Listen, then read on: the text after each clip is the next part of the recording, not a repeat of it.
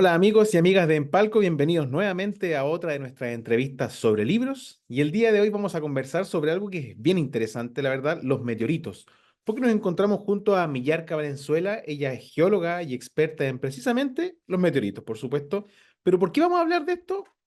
Porque ella, junto a Gabriel León, publicaron esto, Meteoritos, historias entre el cielo y el suelo. Bueno, para comenzar, primero que todo, bienvenida Millarca y gracias por estar con nosotros. Muchas gracias por la invitación. Partiendo por lo sencillo y por lo básico, ¿en qué consiste este libro para la gente para que se introduzca y sepa de qué se trata? Bueno, es una conversación muy amena entre Gabriel y yo, ahí conversando sobre cómo alguien llega a estudiar estas rocas que caen del espacio e intercalando entonces con historias sabrosas acerca de los orígenes de los meteoritos, o sea, cómo a los humanos se nos ocurrió preguntarnos qué diantres eran esas cosas que estaban cayendo del cielo, cómo pasamos de una visión media mística de estos objetos celestiales, o sea, o sea, cómo de alguna forma la época marca cómo uno interpreta cosas y de qué forma los científicos determinar que eran rocas que venían fuera de la Tierra y que eso marcó una cosa muy fuerte en términos del pensamiento que existía en esa época. Entonces vamos como revisando un poco cuáles son esos orígenes y luego vamos entrando como en materia con respecto a casos propiamente tal de casos así como emblemáticos, anecdóticos, que han tenido que ver con estos meteoritos, ¿no? Como, no sé, gente que ha sido golpeada por un meteorito, un vehículo que fue subastado a muy alto precio justamente porque fue golpeado por un meteorito y cosas que son como parte como del almanaque del meteorito. Eso diría yo. Una de las cosas que más me llamó la atención fue una anécdota que era del siglo XIX, no me acuerdo, pero era que en Francia en el fondo cayó una lluvia de meteoritos y ahí la gente se dio cuenta más o menos o se empezó a entender que los meteoritos venían del espacio exterior porque antes pensaban que poco menos eran cosas celestiales o que venían precisamente de la Tierra que se suspendían y después caían. Eh, pero hablando del germen de la idea, ¿cómo surge esta idea junto a Gabriel de hacer un libro sobre meteoritos? Yo sé que él es divulgador científico en diferentes áreas. Ya hemos conversado con él en otras oportunidades sobre sus libros Cuánto mide un metro, Ciencia Oscura, pero ¿cómo surge esa idea entre tú y él que les surgió ese clic así como hagamos un libro sobre meteoritos? Yo creo que no nació tan así. Yo creo que la editorial fue la que Perfecto. vio la potencialidad el formato de conversación, Ya. que ha sido usado en otros lugares, en otros contextos, sobre todo asociados a ciencia, porque es más fácil de alguna forma entrar en temáticas cuando uno está en conversación que le da ritmos diferentes, porque diferentes personas van a contar diferentes historias de maneras muy variantes. Entonces, creo que esa fue la iniciativa principal de la editorial Penguin, que vino y lo propuso a un destacado escritor de divulgación científica como es Gabriel, que este es su 11.º libro, así que experiencia tiene. Eh, y él decidió, ya es como la decisión de él de partir con los meteoritos, porque nos habíamos encontrado en algunos otros contextos y seguramente le pareció interesante no solamente el tema, que son los meteoritos, estas rocas que caen del espacio, sino que también la historia de cómo había partido yo en esto, porque es una temática que antes de lo que inicié, por lo menos yo con mi doctorado, no existía como una línea de investigación en Chile. Entonces a él le llamaba mucho la atención eh, cuál es el camino, qué es las cosas que tienen que ocurrir para que alguien acepte el desafío de abrir un camino. y por eso tuve el honor de ser seleccionada como primera entrevistada, y yo pienso que van a venir más libros de este estilo con otros tipos de científicos de otras áreas. ¿No? Y el resultado de verdad que fue impecable. A mí un aspecto que me gustó mucho del libro es que es de fácil lectura, no es complejo Sí, y se nota sí, que si bien explica conceptos que son científicos, que tienen que ver con historia también, está dirigido para gente que son especialistas, pero también para el público común y corriente que le interesa sí, el sí. tema. Y eso lo hace muy entretenido y precisamente porque es una conversación entre tú y Gabriel. ¿Cómo fue ese Sí. proceso de ir anotando las conversaciones, de ir guardándolas en el fondo? No, Gabriel es muy Mateo, o sea, tiene su propio estudio. Entonces fueron grabadas todas las conversaciones, eh, pero le sacábamos mucho provecho. O sea, inicialmente queríamos que fueran algunas presenciales, pero por nuestras agendas súper ocupadas no pudimos. Solamente una vez, creo que la última vez nos reunimos presencialmente, fue muy entretenido. Eh, pero es muy fácil hablar con él, así que resultó, o sea, después pulir lo que grabamos, porque o sea, una conversación es bastante diferente a lo que después escribes en un texto. Claro. O sea, yo tuve que hacer hartos cortes porque yo soy muy coloquial para contar muchas cosas, entonces eh, se me salían los garabatos fácilmente. Entonces, porque en la emoción de estar contándolo cómo lo viviste, por ejemplo, en el libro se relata un evento muy dramático que yo viví, que me robaron los meteoritos al inicio de mi doctorado. Fue una cosa muy emocional para mí, po. Entonces la cuento así, o sea, como la conté en vivo y en directo hablando con él, probablemente es demasiado intensa a cómo quedó en el libro, porque o sea, tuve que involucrar a mi familia, a todo el mundo en esta aventura de recuperar esos meteoritos. Entonces, yo creo que em, el proceso, entonces fue como lo que se daba en las conversaciones, que era muy, o sea, de sentirse en confianza y de contar y de alguna forma fluir. Y después viene el otro proceso, que es la escritura, y en ese ir ahí como bajando el tono, bajando a lo que uno comunica desde otro lugar. Así que yo creo que fue una buena mezcla. De todas formas, no se pierde un poco la intensidad de las cosas que viví, creo yo. Hace más como verídico también para el lector, tener como de primera mano, de primera fuente, lo que significa eso. O sea, en el proceso de hacerse científico y como con las expectativas que tiene de más joven, cómo eso también va evolucionando. Que al final del libro ve una visión que es como mirar hacia atrás y decir, bueno, este ha sido mi camino y ahora estoy en esto y ya no siento lo mismo que sentía antes, o no sé, pues como que de alguna forma uno puede mirar hacia atrás ese camino, el camino en el cual te formaste tú, formaste un grupo, formaste una nueva línea de investigación, etcétera. Sí, yo encuentro que eso es muy bonito también porque más allá de ser un documento informativo, un libro que para que la gente aprenda de meteoritos, también tiene mucho elemento biográfico. Y eso es bonito Sí, porque queda plasmado en el fondo en esa obra lo que te pasó a ti, como académica en el fondo, como docente, como lo que has aprendido y lo que has vivido en el fondo. Pero ya preguntándote conceptos ya más científicos, para que la gente sepa qué es un meteorito todo esto y de qué están compuestos. claro, los meteoritos son rocas naturales, o sea, son objetos naturales que en algún momento estuvieron en el espacio, en, generalmente provienen del cinturón de asteroides, o sea, que fueron parte de un asteroide, pero también pueden ser pedacitos de corteza de Marte, de la Luna, que gracias a un impacto fueron lanzadas al espacio y puestas en órbita hasta que cayeron.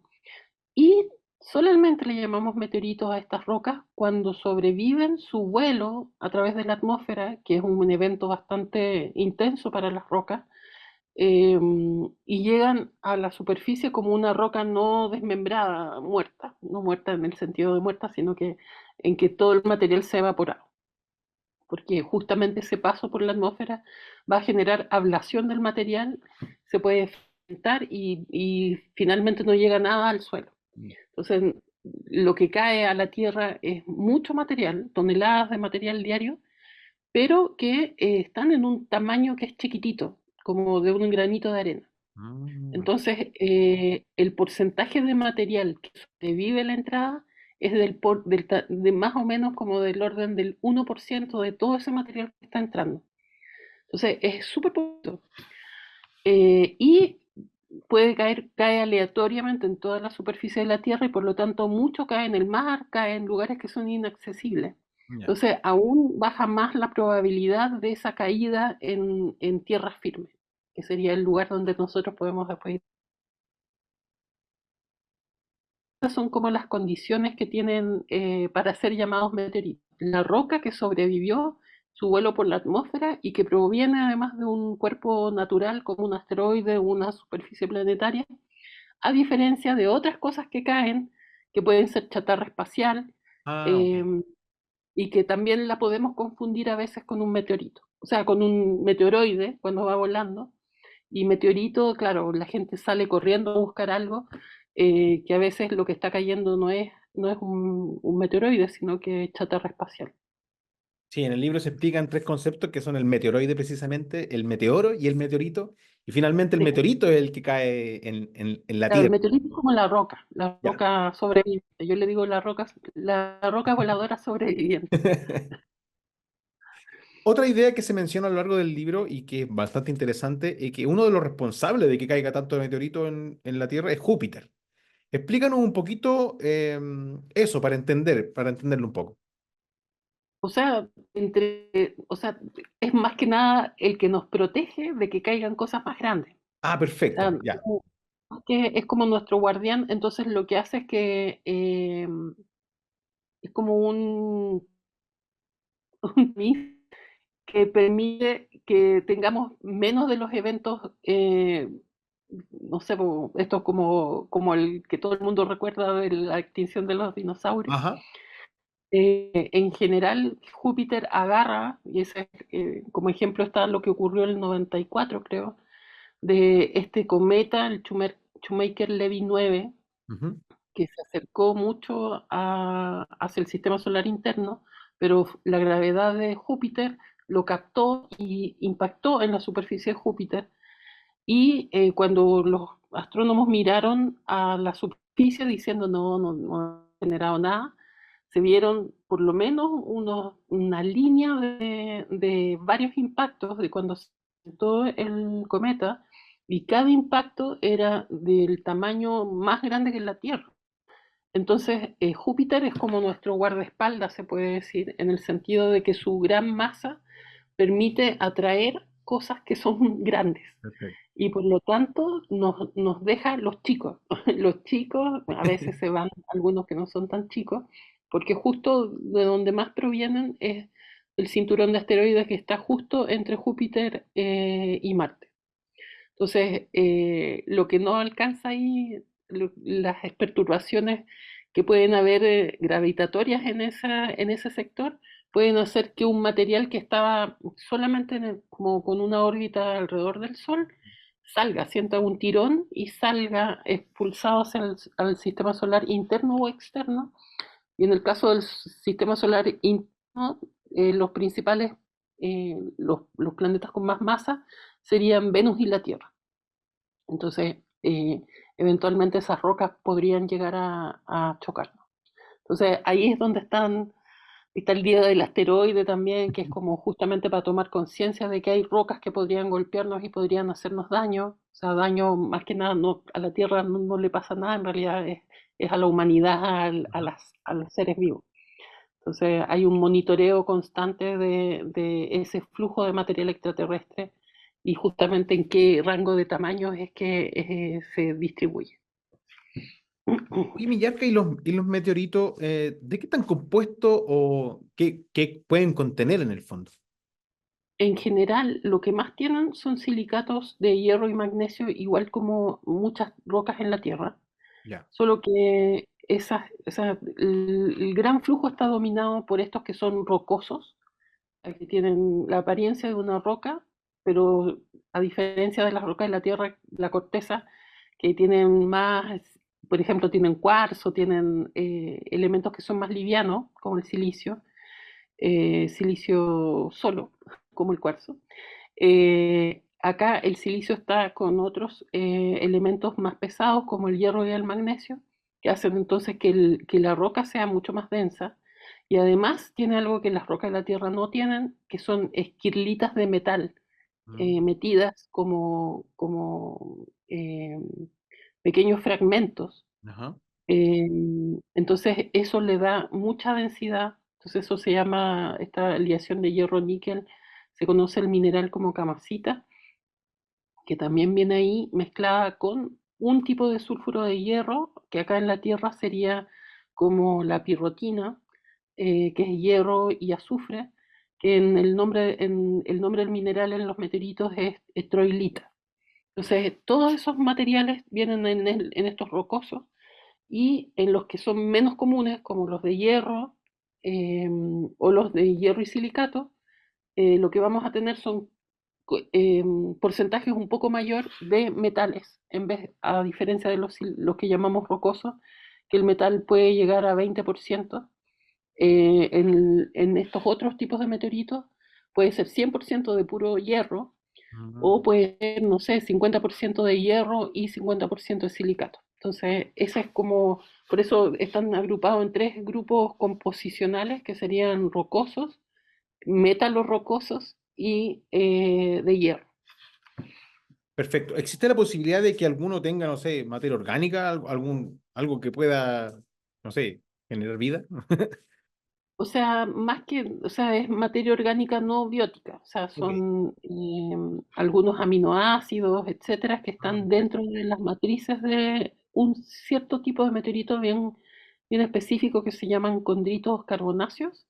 Carbonáceos justamente porque tienen carbono en su estructura, o sea, de sus componentes está el carbono, pero lo máximo de carbono que tienen es hasta 5% solamente. Mm, Pero ahí lo que se piensa es que parte de ese material, o sea, los meteoritos fueron de alguna forma los bloques de construcción de los planetas y por lo tanto ese material lo agregaron los planetas.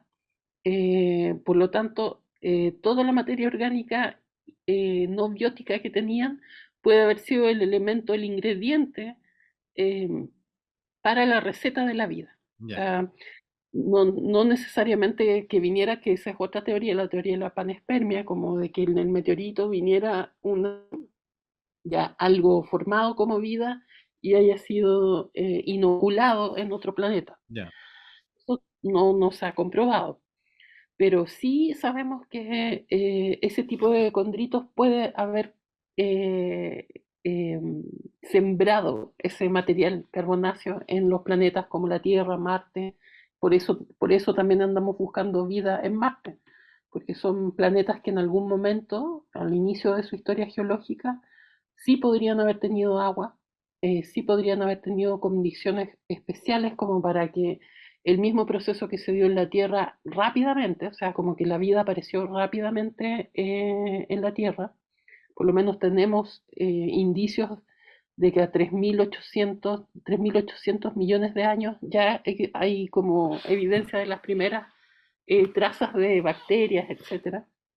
Entonces pensamos que en Marte también, si es que se dieron esas condiciones, podrían existir fósiles de esa vida primigenia más simple, más primitiva, que serían bacterias o arqueas. Impresionante y algo aterrador también. Pero Yo lo encuentro fascinante, no lo sí, sí, encuentro por tan supuesto. aterrador. En Pero nuestro país, es genial encontrar vida en otro lugar, creo sí, yo. imagínate, pues sería, bueno, un hito histórico para todo. En el caso de nuestro país, ¿hay alguna zona en la que se pueda o en la que caigan una mayor cantidad de meteoritos? No, caen aleatoriamente en todo el planeta, Ya. pero la concentración ocurre por otros procesos. Entonces, en el caso de los desiertos calientes, o sea, en general el meteorito se formó en un lugar donde no hay oxígeno, no hay agua, no hay oxígeno, y por lo tanto el principal agente que los va a destruir es el agua. Entonces, cuando caen, si caen en un lugar con mucha humedad, su residencia en la tierra antes de volverse suelo va a ser cortita, cortita del orden de miles de años.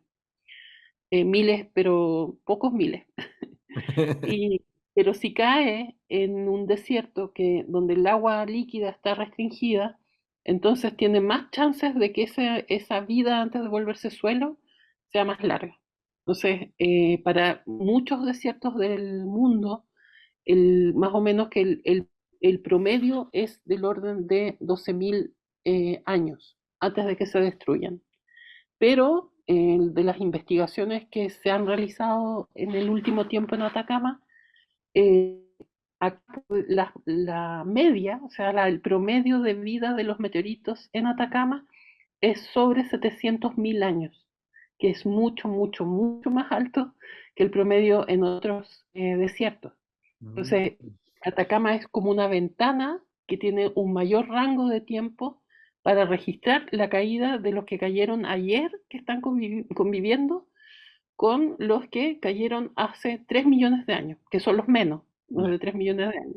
Y la media de las edades que podemos analizar es de 700 más o menos, 700.000 años. Y- Entonces, eso es simplemente porque es muy árido y es muy estable.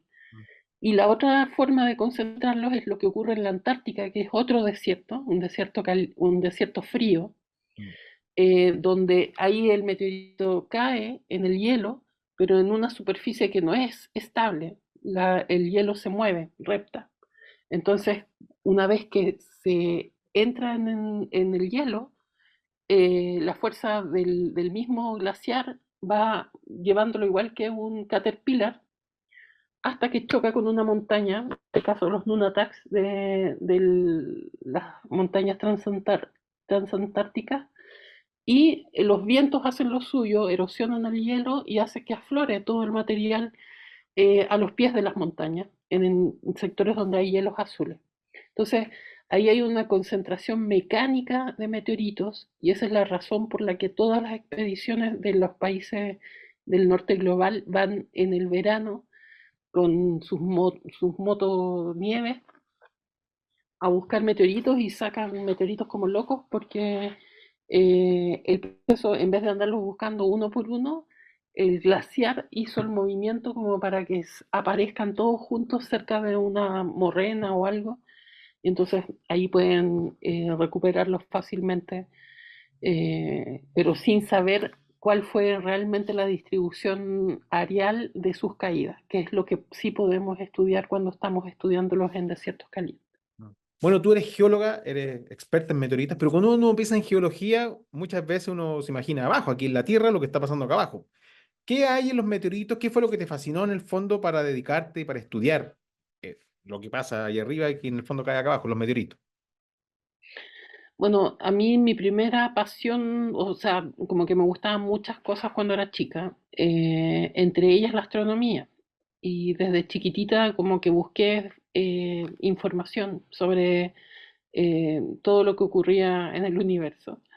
Y, y lo que me llamó la atención más adelante, o sea, como pensando en que quería entender cómo se había formado la Tierra, cómo se había formado el universo, las galaxias, etcétera. O sea, como que mis preguntas siempre tenían que ver cómo ocurrió esto, cómo nació el hombre, así como encontrando como cómo llegamos a estar vivos.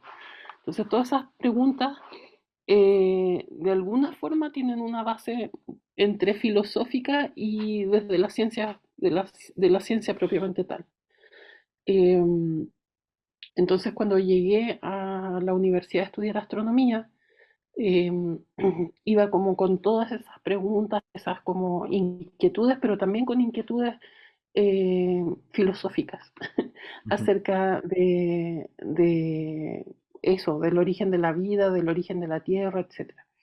Y siendo antofagastina, eh, la geología para mí era sinónimo de minería. Entonces jamás se me ocurrió pensar que una ciencia como la geología podía tener una vinculación tan directa a ese tipo de preguntas. Mm.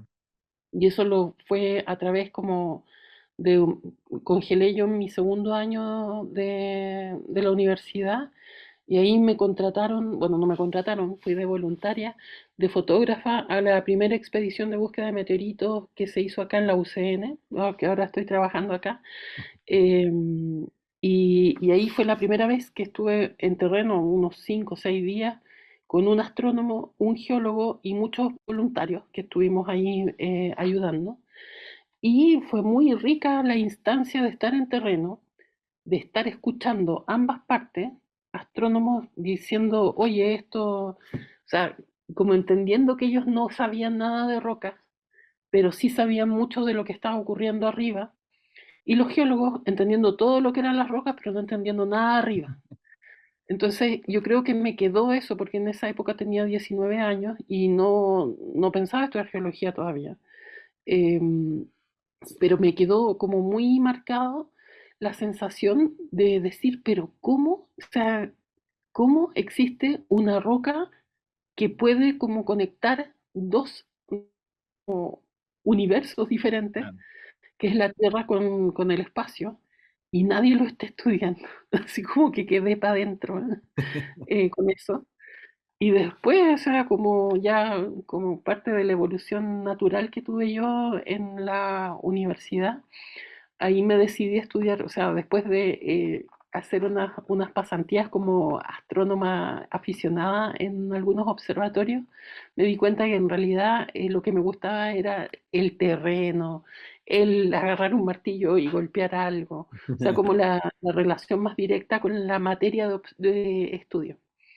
Y por eso me decidí por geología. Y mientras estaba en geología nadie estudiaba meteoritos, así que no fue algo que lo desarrollara, pero mi mente pensaba en la Tierra siempre como este punto azul visto desde lejos. Mm. O sea, no como muchos de mis colegas a lo mejor lo viven, que es como, esta es mi realidad y esto es como el universo que existe. Claro. No, para mí es como tan loco sentir como que íbamos moviéndonos alrededor del sol o sea, como tenerlo como interiorizado, sentir que tu planeta es una cosa anómala además, anómala en muchos sentidos. Entonces me hizo ser una estudiante de geología muy preguntona y muy curiosa con respecto a lo que pasaba con otros planetas y todo, y caché que nadie cachaba. Pero todos me decían, tú tienes que hacerlo. Exacto, exacto. Tú eras la elegida. Sí, así que me lo tomé en serio y me puse a estudiar un poquito más. No, qué bueno. Y eso dio resultado a este libro. Meteoritos, Esa. historias entre el cielo y el suelo. Mierka Valenzuela, yo te quiero dar las gracias nuevamente por tu tiempo, por habernos conversado sobre meteoritos y enseñarnos un poco de qué se trata todo este mundo.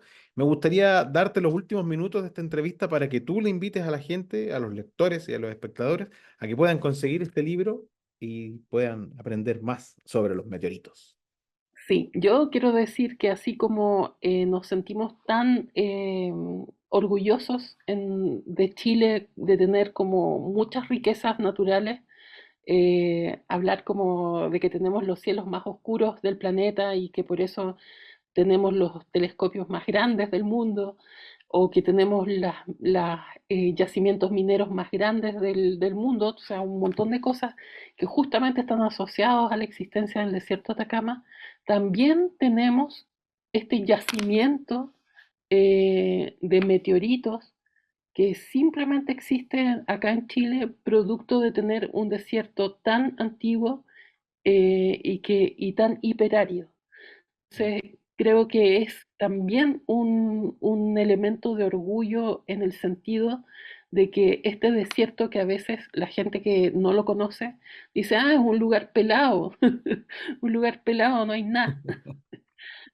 No es así, no es así. Es un lugar muy interesante que con mis colegas astrónomos, mis colegas biólogos, Pensamos que debería ser no sé, como preservado, como un lugar único para hacer diferentes tipos de estudios. Los colegas arqueólogos también, que permite el registro arqueológico de cosas muy interesantes y que no lo vemos, no, como que no logramos entender o ver, porque no lo visibilizamos tanto tampoco, eh, la importancia que tienen estas como anomalías que tiene el desierto para entregarnos una información vital, para descifrar todavía muchas incógnitas que nos quedan sobre cómo se formó nuestro planeta, cómo llegó la vida al planeta, etcétera.